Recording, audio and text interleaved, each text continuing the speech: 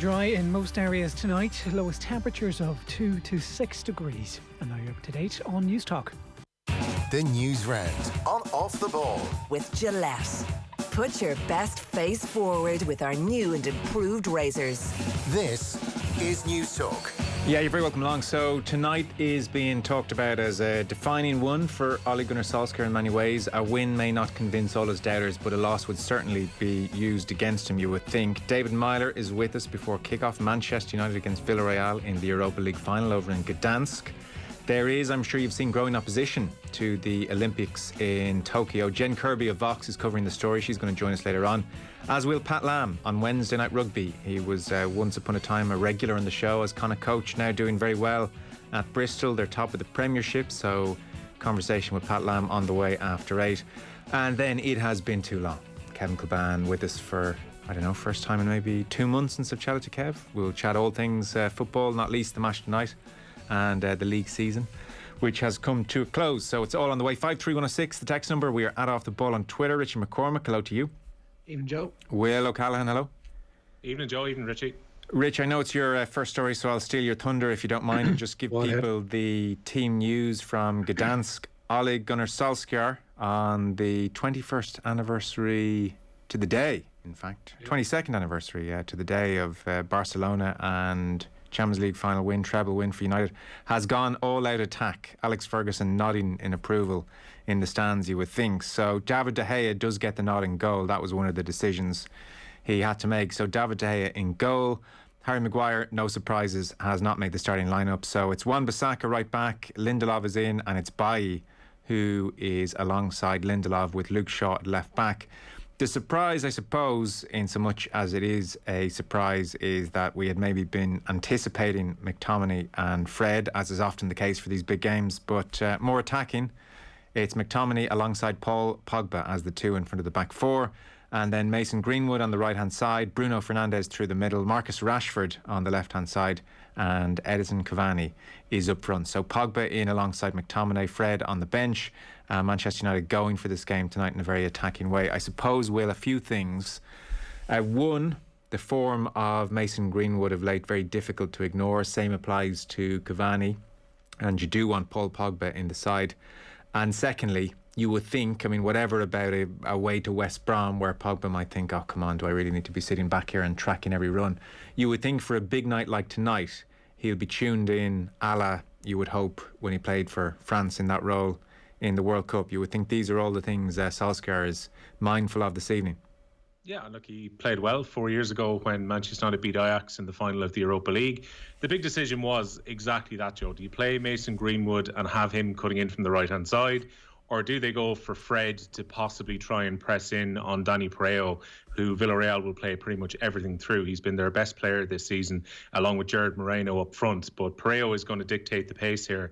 And I thought he would put Fred in there for his energy, because Fred is a big game player too. You know, he's played very well in previous games, like against Man City, where he's got in there against players like Kevin De Bruyne. And I thought maybe Solskjaer would go in that direction. But this is a throwback to the Manchester United of old. You know, they've been making use of Alex Ferguson being there. Even their official Twitter account showing pictures in the last hour or so of Alex Ferguson speaking to Ole Gunnar Solskjaer out on the pitch at the tunnel. So they're a bit of a throwback in terms of how they're going for a very attacking lineup. They're going to rely on Pogba probably to play in a pretty disciplined role in midfield this evening, compared to, say, having a runner behind him like if Fred had been there alongside McTominay. But there's no reason to think that Fred can't play a little bit further back.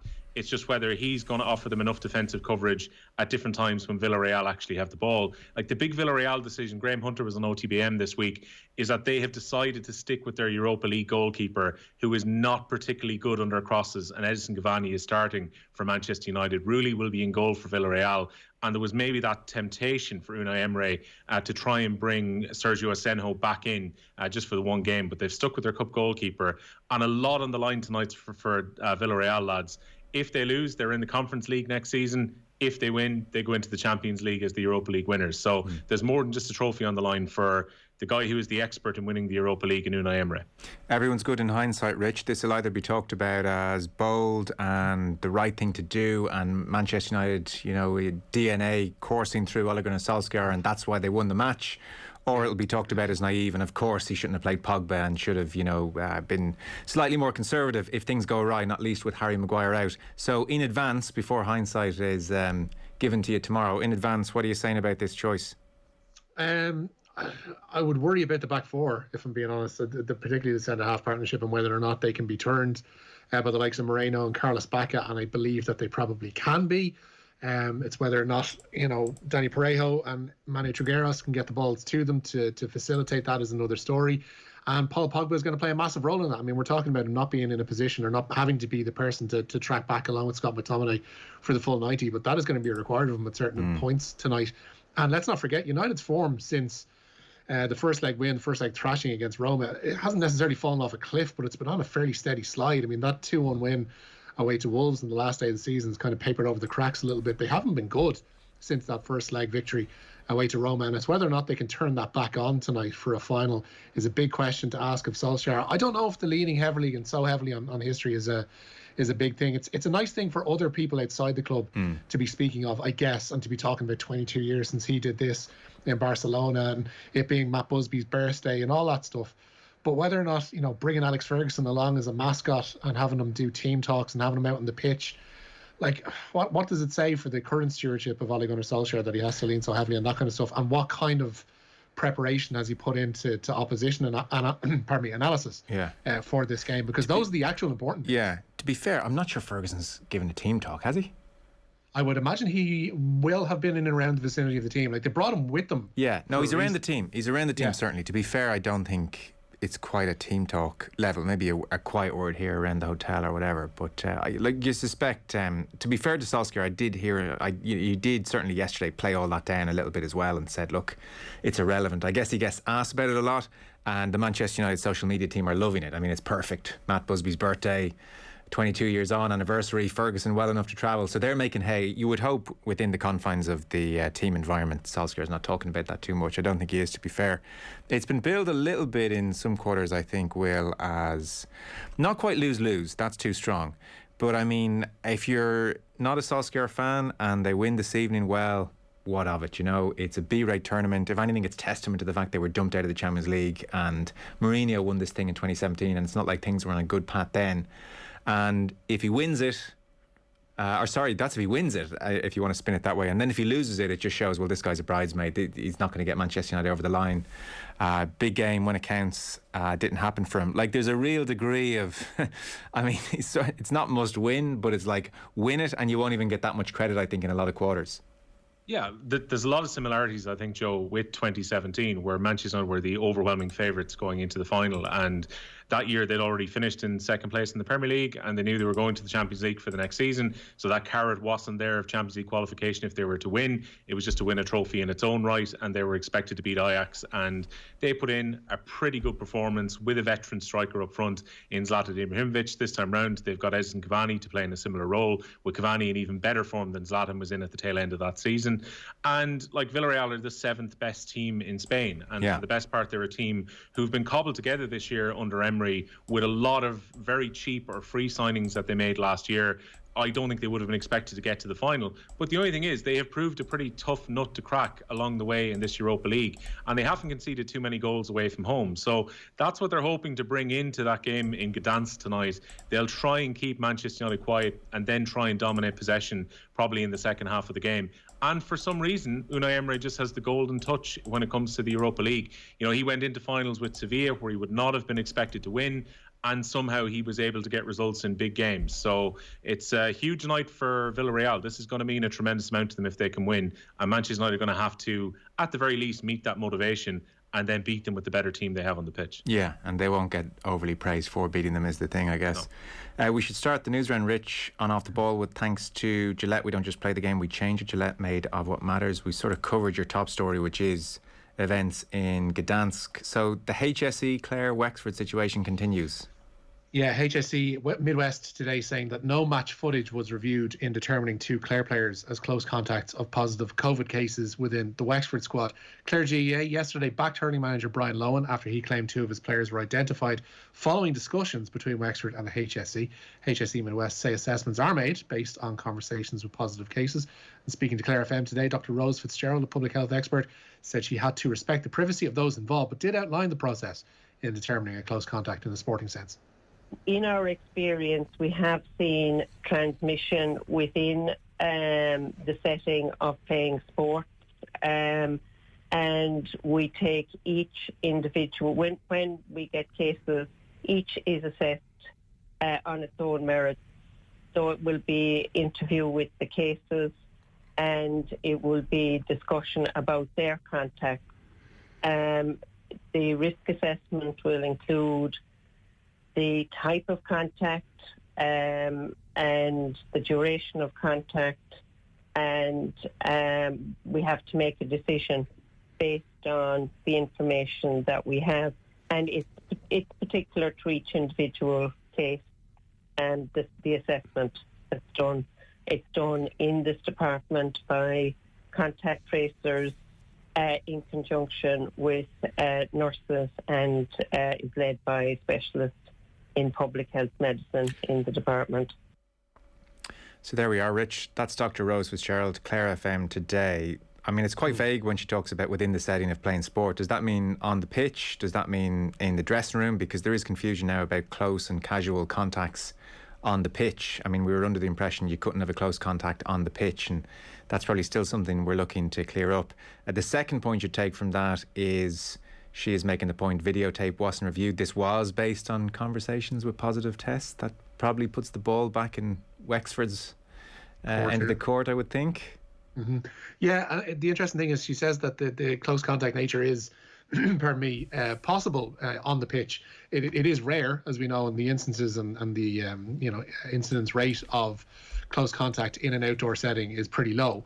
But it is possible, she said. Now, it just raises the point that Mick Foley raised on the show last night, which is how could your marker, we're presuming, on the opposition side, pick up or be a possible close contact when you're involved in a huddle minutes later close to the sideline at a water break and somebody within 6 inches of you isn't deemed. Now, it's all about time and duration of contact and all that kind of stuff. So we're getting into the weeds of essentially what is and what isn't a close contact.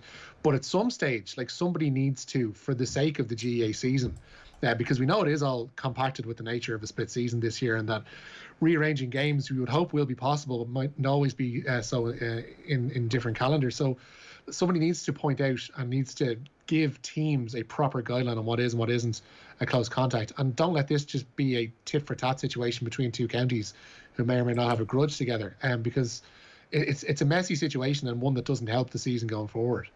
What's your read on it, Will?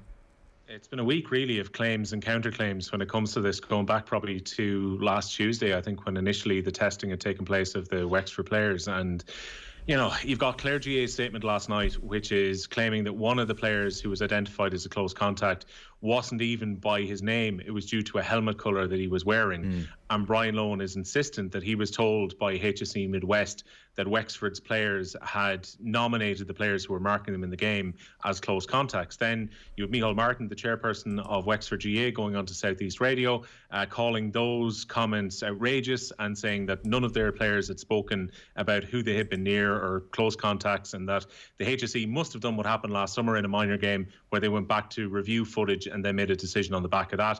The comments which were made by Dr. Rose Fitzgerald today would indicate that that was not the case with the local body who were doing the contact tracing here.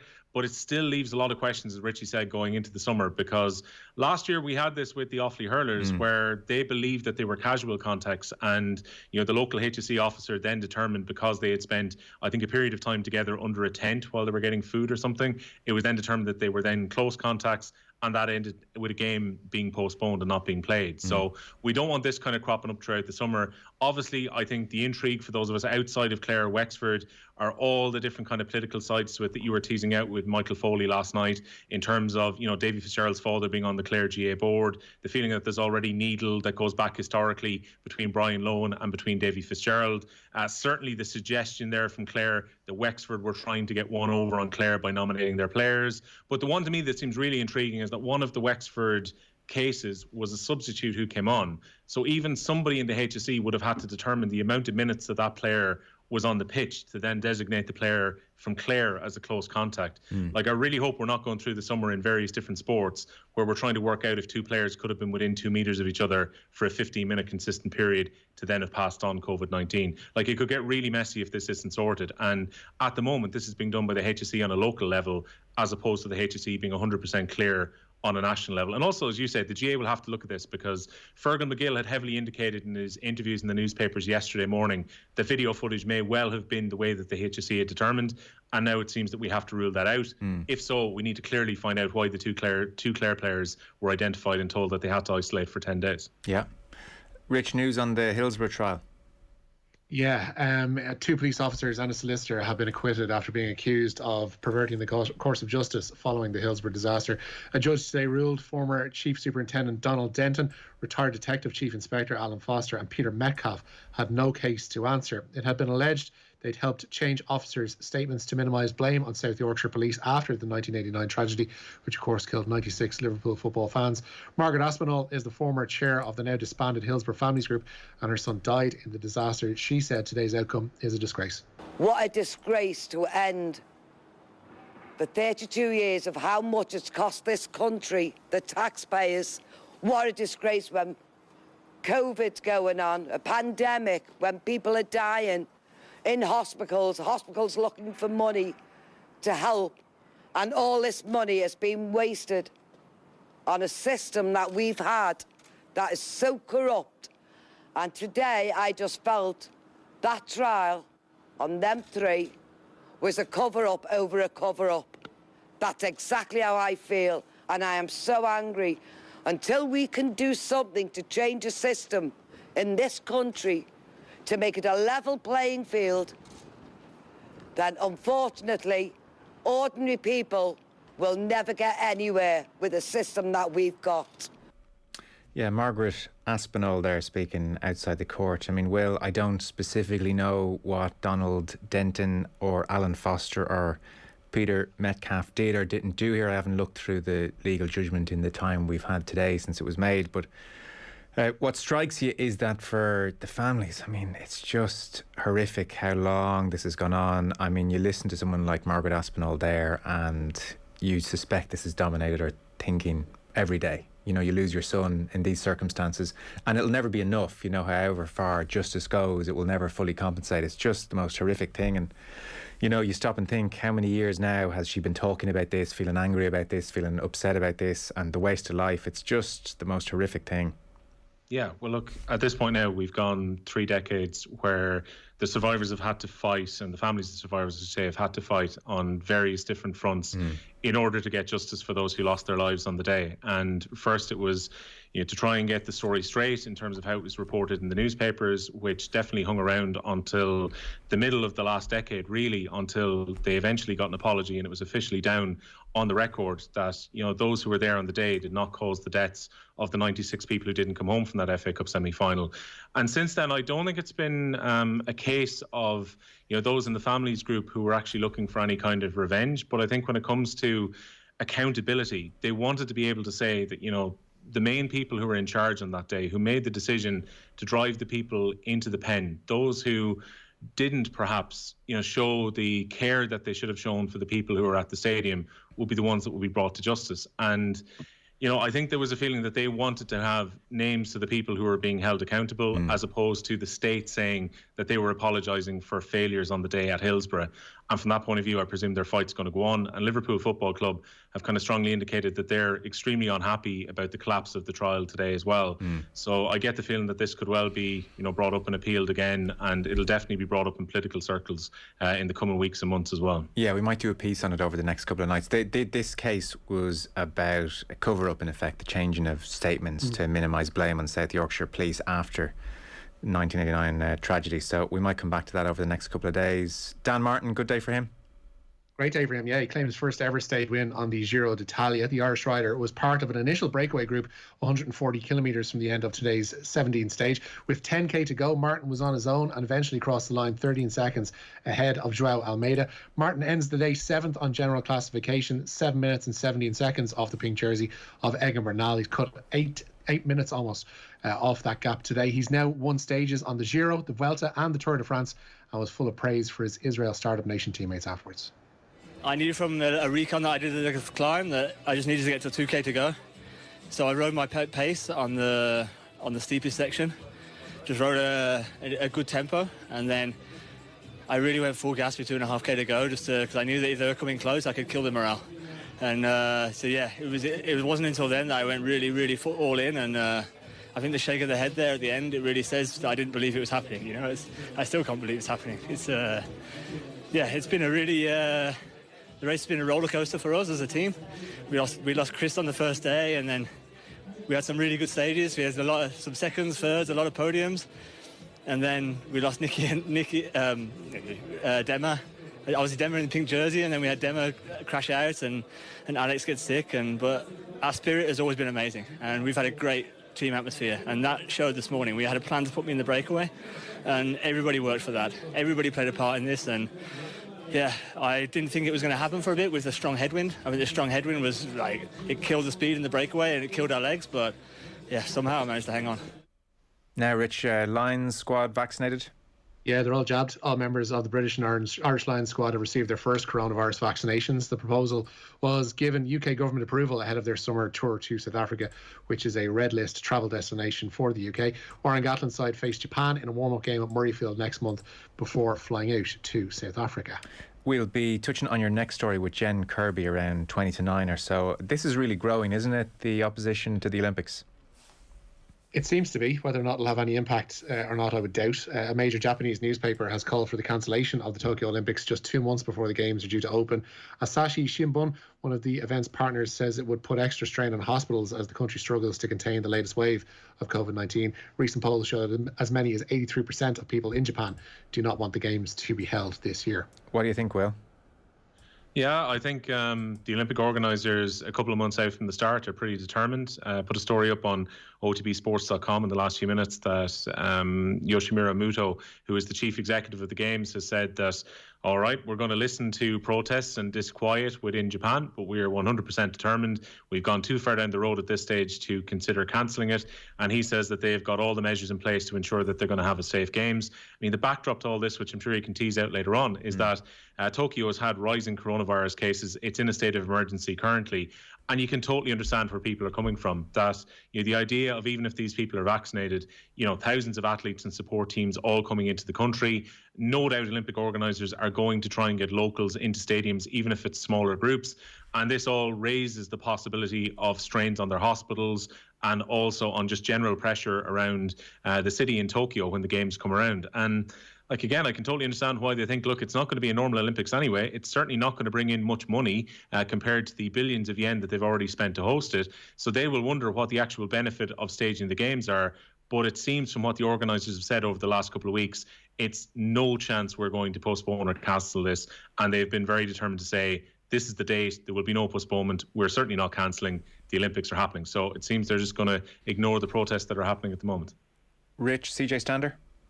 Yeah, Bulls coach Jake White says Stander won't be coming out of retirement to join them when he returns to South Africa this summer. The 31-year-old made the surprise announcement in March that he'd be retiring at the end of this season after 51 caps for Ireland and playing over 150 games for his adopted province of Munster. White says Stander will be availing of the Irish government's tax-back scheme for elite sports people rather than making an early return to the pitch with his former club. And we might just get the news then on Antonio Conte. So it seems he's back on the market.